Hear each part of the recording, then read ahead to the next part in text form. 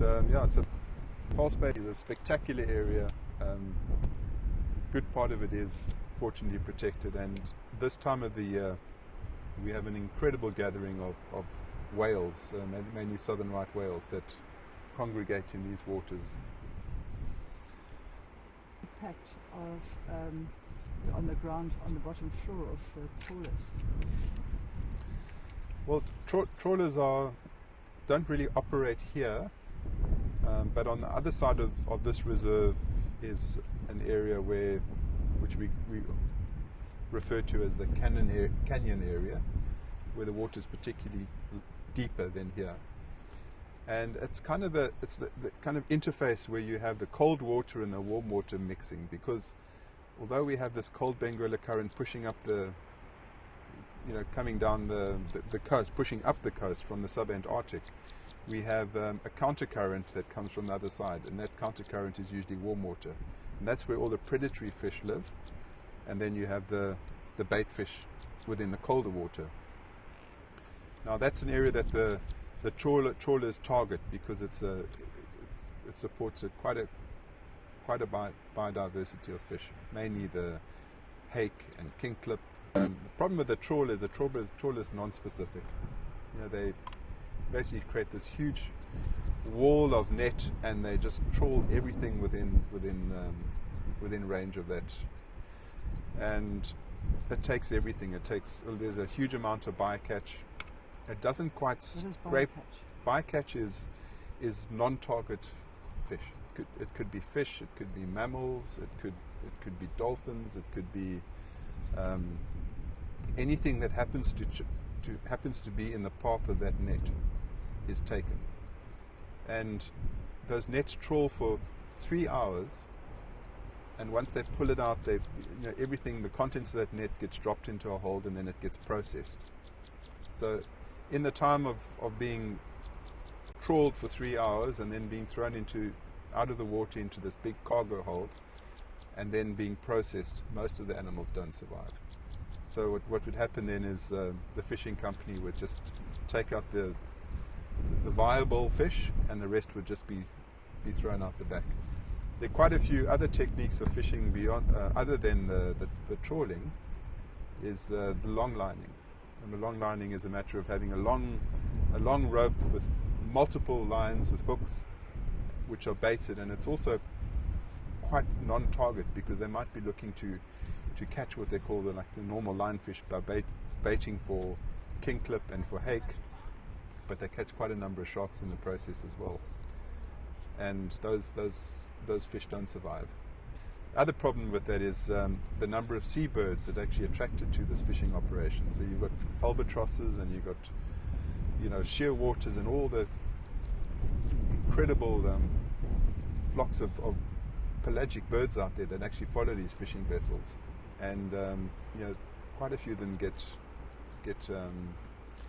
dive as the ropes are recovered. The long liners, with each rope with its whole series of hooks, and the quite often albatrosses that actually get impaled on the hooks and brought out. So we lose a lot of albatrosses in the process of that. So talking about bycatch, these animals all suffer as a consequence of this fishing operation. Some people would say that the effect of dropping so much dead fish that is just not the one that they wanted over the edge could mean a lot of food for other fish. Is this indeed what happens? It is. It's one of the most. I mean, it's quite a significant thing to be around a boat that's pulling a net or lifting a long line, because it does attract everything. I mean, it's for a fisherman. If you're a tuna fisherman, it's probably one of the best places to catch a fish, because the predatory fish know this. They're conditioned already to know that when a trawler lifts a net, that there's going to be a reward or two. So do the birds. So that's true, but the thing is that there's just so much they can eat, and the rest is just pure wastage. It's just a loss of unnecessary life. Man is polluting quite a few of these coastal areas with sewage situations, and quite a few of the rivers in Cape Town that have been previously quite polluted have also had quite an effect on the estuaries and the coastline. But I think the bigger problem in the rock lobster industry is that they're using a very, very the method of catching lobsters utilizes what they call a trap, which is a huge basket-like box which has got two funnels on either side. And the problem is that these fishermen often put these traps out on very, very bad weather days because they have a pressure to catch a certain number of quota within a certain time frame. So they do expose themselves to some extreme conditions, and in the process lose these nets.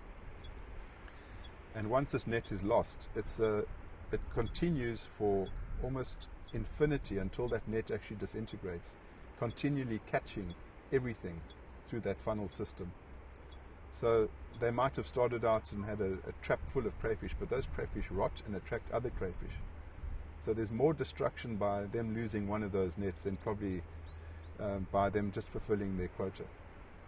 And if you go onto the western side of the peninsula, you'll just see beaches littered with those traps. I mean, I count up to about 30, 40 at the moment in the reserve. And just trying to think back of when they might have lost that and what a process of killing that net has gone through until it eventually found its way onto the beach. They should prevent operators from using those. They should be. Man is impacting the planet everywhere, and one of the big problems that is happening is potentially with global warming. They're anticipating a man-made, man-induced heating of the planet, and thus rising the sea levels because of the melting ice. What impact would that have, in your opinion, on, I mean, can you sort of foresee how it might unwind at the process? Up goes the sea level, let's say, give it 2 meters. How will that change things for anybody, for anything? Well, Good or if bad? you're talking about the marine environment, Mostly, but and coastal. well, I think it will certainly impact on man, because man is really, wherever possible, to try to develop their best position along the coast. You know, in terms of it's become a very valuable, highly sought after residential asset. So I think man has probably ventured a little bit too far in terms of nature's boundaries, and I think that is just a bit of an oversight, because the environment is constantly going through change, and you know the earth has its cycles, and the cycles have existed forever. In a place like False Bay, for quite a bit of its existence, it was actually dry land. It's not a very deep bay, and at some part of it was a dunescape. So every 30 to 40,000 years, we've had this process of sea level rise and fall. It's a dynamic process. Our kind of history is quite limited in terms of time scale, as opposed to what the Earth's time scale is. The debate of global warming is an ongoing debate. I mean, there are quite a few factors that are influencing it. Man's kind of impact of energy consumption and deforestation and pollution and things like that have had an effect. But one calls it the dangers of global warming, but I think there are even greater dangers in global warming. I see global warming as something which is part of the natural cycle. I think the Earth, in fact, at the moment, the Earth is actually going into an ice age. So maybe there is a little bit of a counterbalance happening between global warming and us going into the next ice age. So maybe it's counteracting itself a bit. But there are other factors. How do you explain the Arctic Sea becoming ice-free then, if we go into an ice age? That might have other factors influencing it. We know very clearly that we have affected a lot of our atmospheric conditions by polluting the atmosphere with excessive build-ups of waste gases, which have had an impact on the ozone. And then also the ocean currents have also gone through some dynamic changes in that, and the ocean currents have actually warmed as well, whereas in other areas they've cooled. We're all concerned about global warming, affecting the ice, but the ice in the past has gone through some very similar patterns where it has thawed and froze again. I mean, one actually can take slices of icebergs and go into quite a bit of history, noticing that type of detail. But for me personally, I think it's more man's impact on really physical things, tangible things. And I know you have this. Has there been a full ice age in the last 250 million years, where the whole planet was completely icebound? It has been. Has there? Completely icebound, like a snowball? Not completely locked up, and that's why the Cape is rather different from other areas, and that's why we have such a diverse vegetation type, because some parts of the world are relatively ice-free, even during that great chill. There are two schools. You obviously got the scientists that have their, we live in a society where everything is about finding a mechanism of survival, and even scientists have to find a mechanism of survival. And if they can come up with a good theory to support their situation as a scientist, then they're sustaining themselves. And if that theory is to promote the idea that we're going through a time of stress, that global warming is a major impact, then it does create a bit of a public hype, and it does get people on board to help them support their research, because it becomes then a sustainable opportunity for that scientist. And there are two schools.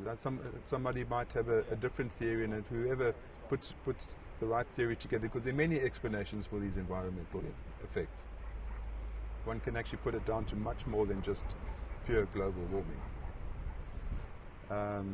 And it also depends on, how people are lobbied, and how the political support kind of rallies around certain issues, and the way that they can get people on board to achieve their end. There's a great amount of support for anything where one raises a level of fear amongst people. When their security is compromised, if their well-being is stressed, they will always find mechanisms to try and discount their stress situation on something, which is most often bigger issues like environment. And I think the environmental issues that they put out there, and the doom and gloom that they present, are sometimes a bit of a smokescreen for other things that are going down. And yet, previous civilizations have become extinct, we've basically gone down. Well, I think a lot of that is human dynamics. Those extinctions would probably be effective of maybe a localized environmental factor, an extended drought, or a local flood, and I mean, those situations have existed in the past. It's not that the world hasn't had catastrophic environmental conditions. I mean, they have happened. We do have volcanoes erupting, having a huge effect on a much greater area than just the local one. I think it's more how man influences his local environment, and how they can try and keep a status quo of balancing nature and balancing human needs.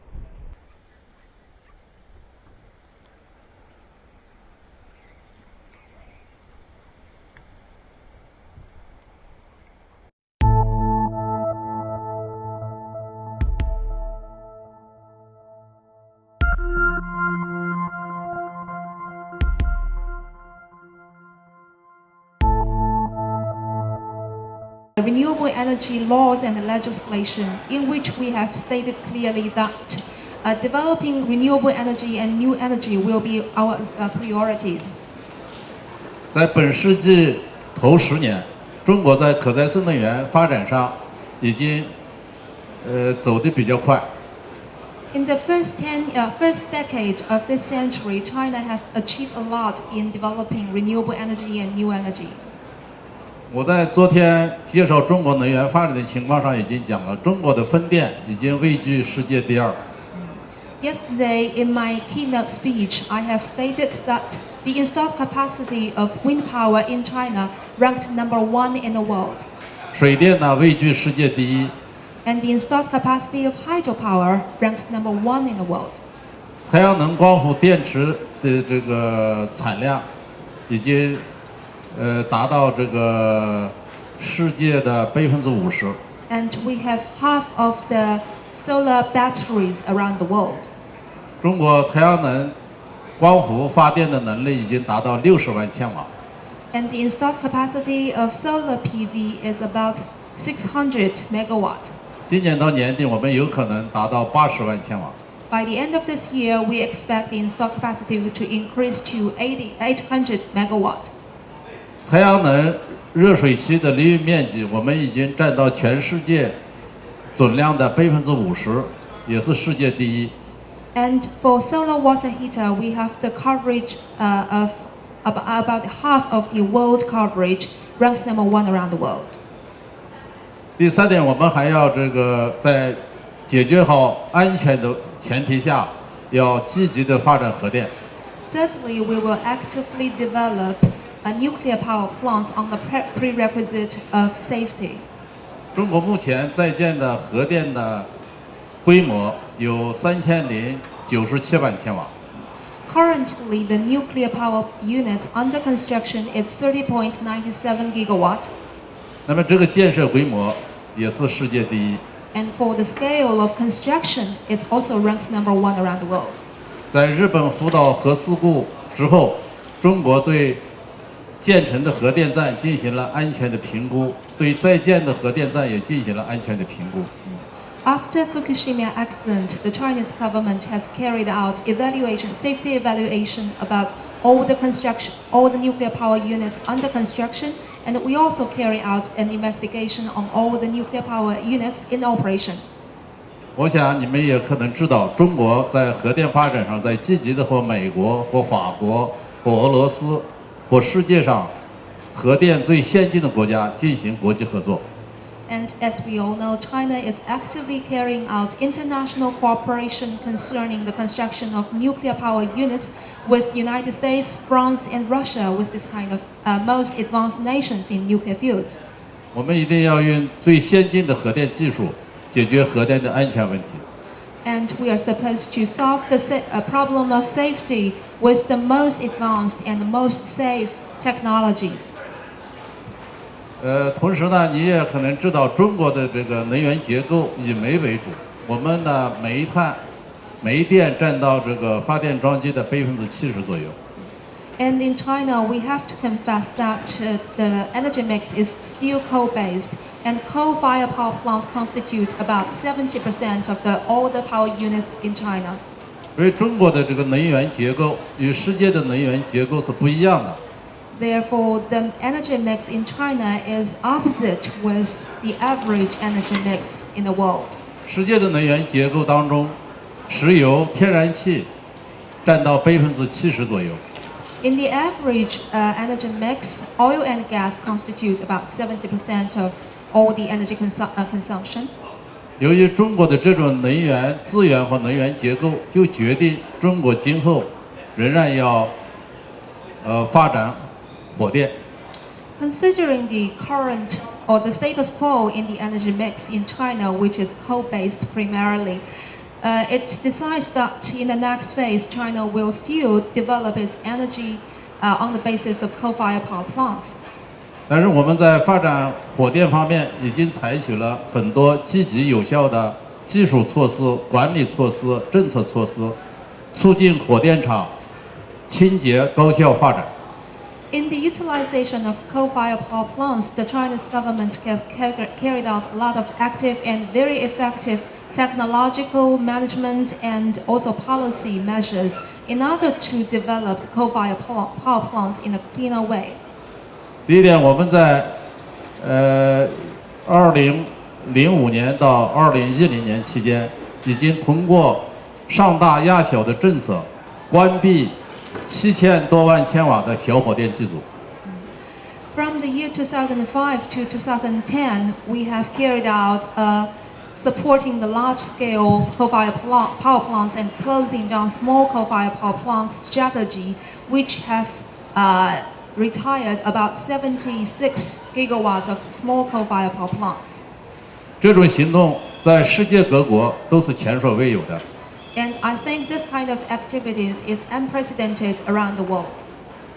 第二呢，我们通过这种上大压小，使我们国家的大机组的比重，特别是30万、60万，甚至80万、100万的火电机组，占到整个火电装机的80%左右。 Through this kind of activities and the strategic measures, we have also optimized the structure of coal-fired power plants in China. Currently, large-scale coal-fired power units, which has the installed capacity of 300 megawatt, 600 megawatt, and 800 megawatt, even 1 gigawatt has constituted about 80% of all the coal-fired power plants. 第三点，通过这种措施，我们火电厂的供电煤耗下降了20多克。现在中国全国火电厂供电煤耗达到330克千瓦时，也是接近世界先进水平。 Through this kind of effective measures, we also optimize the cost of coal in coal-fired power units.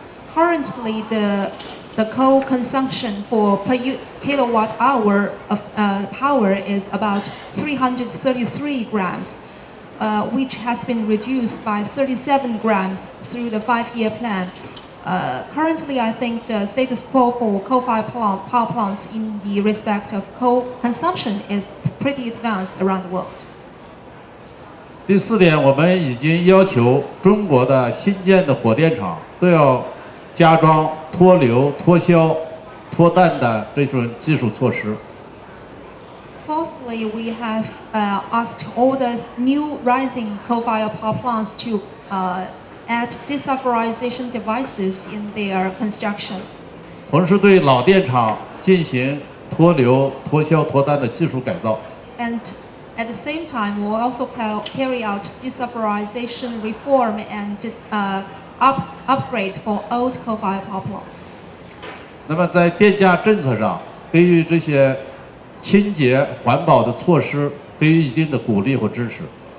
As for the tariff policy, we also support the construction of cleaner and more effective coal-fired power plants. 我们欢迎世界各国的专家、能源组织到中国去参观中国的火电厂。